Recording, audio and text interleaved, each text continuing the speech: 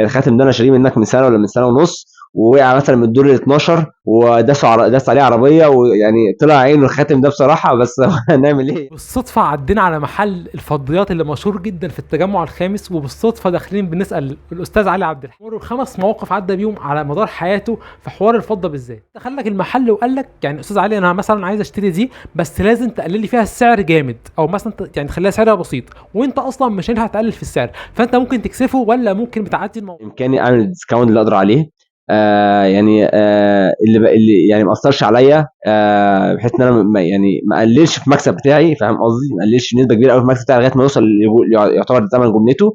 لكن لو صمم وكده انا للاسف برفض البيع. حد بعت له انسيال مثلا او خاتم او اي حاجه، ورجع قال لك ده مش فضه، لا رجع لي فلوسي، انا عايز فلوسي، لا لا انا انت انسان مش صادق مثلا، قال لك حاجه زي كده. اي حاجه عامه يعني عيارها بيبقى باين ظاهر، 925 ظاهر جدا كل حاجه.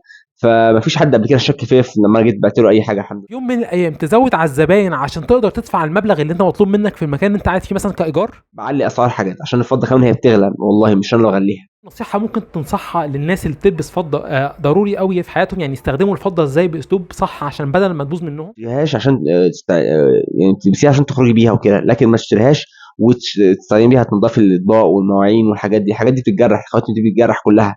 نفس كلام السلاسل الرجالي. السلاسل الرجالي برضه الرجاله لما يجوا يشتروا سلسله رجالي ما ينزلوش بيهم بسين، عشان البسين دي فيها نسبه كبيره جدا من الكلور، فبتسبب كده اكسده السلاسل الفضه. يعني ليك يا مهاب، شكرا جدا.